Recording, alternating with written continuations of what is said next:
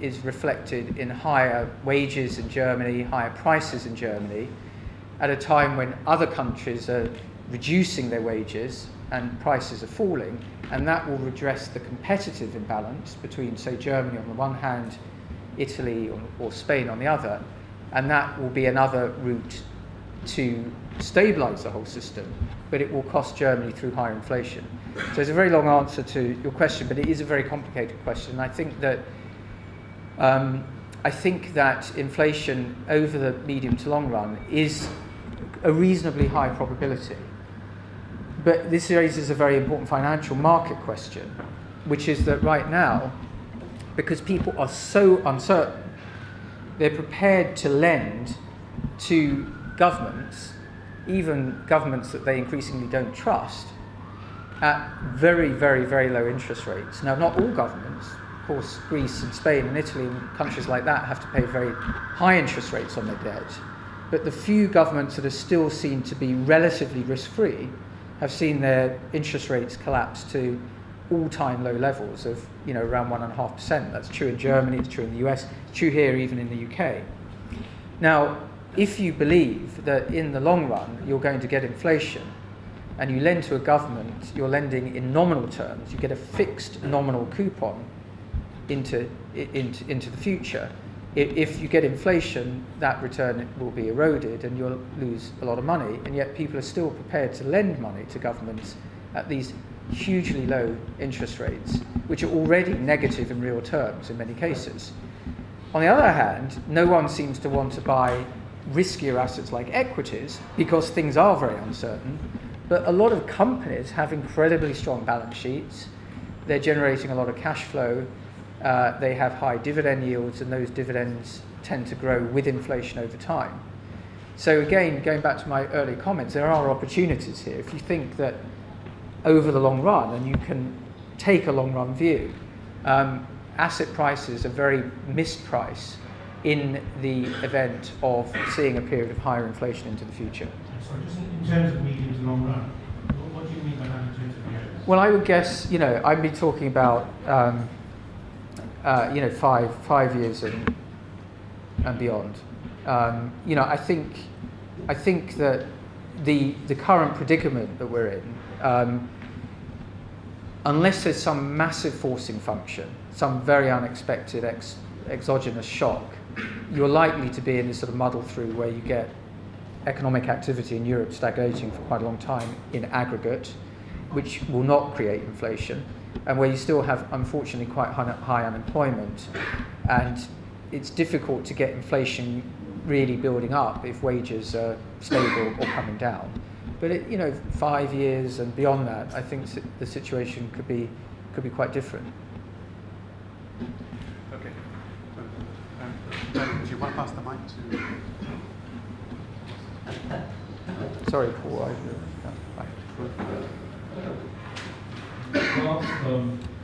You mentioned, talk about rightly so, the size of the European economy. As the world has shifted towards Asia, the proportion of the world's population in the European Union, as it is presently constituted, will fall to 6%, as my understanding is, by the middle of this century, as there will inevitably be larger economic opportunities in Asia and Latin America. Yeah. Will countries of the European Union be able to maintain their standard of living in the longer term? Well, it's a very good question. I think, you raise a very important issue and topic which we could spend a lot of time talking about, but it actually goes back to a point I made earlier. I said that, on most official projections, this next 10 years is likely to be the strongest decade of global economic growth that we've seen. Around 75% of that growth is likely to come from the currently emerging economies, so not the US, not Europe, not Japan. Collectively, these richest economies are likely to contribute the smallest amount to global growth. So the opportunities, I think, are outside of places like Europe. And with the aging populations, it is going to be very difficult to maintain the real living standards that people have come to enjoy.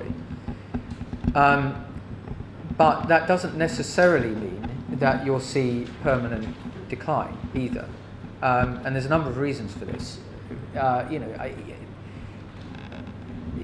Britain once, of course, was the dominant economy in the world and had its empire and everything else, and that has long gone. It's still one of the richest economies in the world, one of the richest countries if you look at income per capita, per head. Take a country like Switzerland, it's virtually grown no more than 1% a year for the last 2 or 3 decades. It's still one of the richest countries in terms of income per head. So I think the objective here is to maintain high income per head, even though the economy itself may not grow that much or may not contribute that much to the global economy. And one of the ways of maintaining high levels of income or relative purchasing power is to maintain a stable currency and also to have products or services that people want to buy. And to take the Swiss example, it is a very good example. Switzerland is not a very high, fast-growing economy.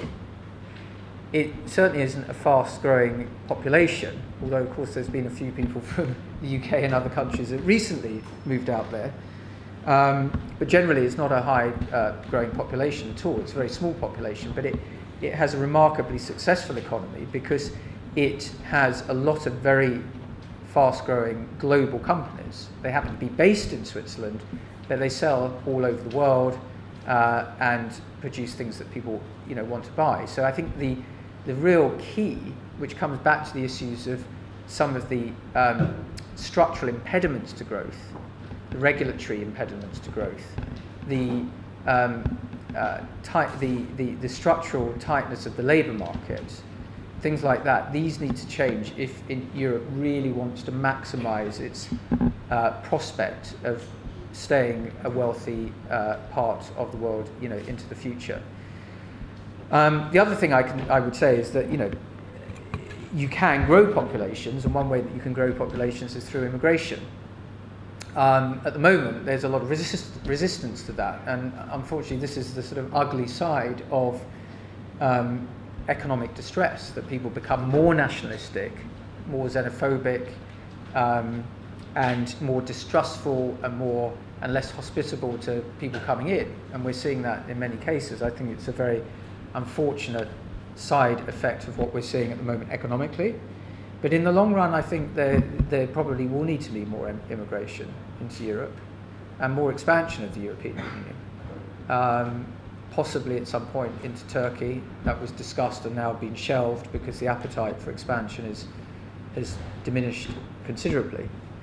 But I don't think it's inevitable that we go into long-term structural decline, maybe long-term relative decline, but hopefully you end up with a situation of what we call Pareto optimality, where everybody benefits. Some may be more than others, but it's not a sort of one person's gain is another person's loss, and that has been the pattern of the global economy in the last 20 years or so, with globalization and lots of technological innovation. In aggregate, the global economy has become wealthier, some more than others, but overall it's become wealthier, and I think that's still possible, but it will require major challenges to the existing status quo, and people will have to give up some of the things that they've grown up being used to in terms of free entitlements.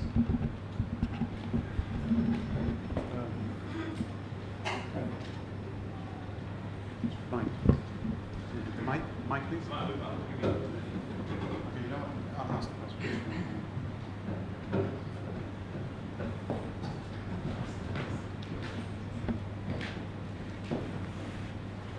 Thanks for your insightful talk. Just how concerned are you by some poorer economic figures coming out of China for the financial markets at the time of this crisis? Yeah, so China and the slowdown. Well, I think this is a good point.